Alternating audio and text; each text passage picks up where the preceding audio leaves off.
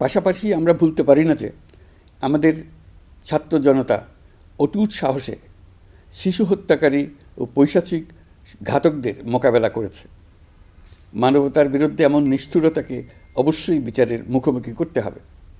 গুম খুন থেকে জুলাই গণহত্যার বিচারের চ্যালেঞ্জের বিষয়টি আপনারা আপনাদের সংলাপের অন্তর্ভুক্ত করেছেন, এতে আমি আশ্বস্ত হয়েছি। সুধীবৃন্দ, জুলাই গণঅভ্যুত্থান কেবল বাংলাদেশকে মুক্তই করেনি, আমাদের স্বপ্নকেও তুমুল সাহসী করে তুলেছে।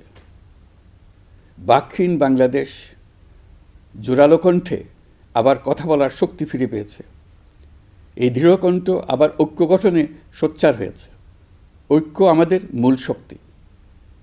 জুলাই অভ্যুত্থান আমাদেরকে ঐতিহাসিক মাত্রায় বলীয়ান করেছে। গত 5 মাসে এই ঐক্য আরও শক্তিশালী হয়েছে।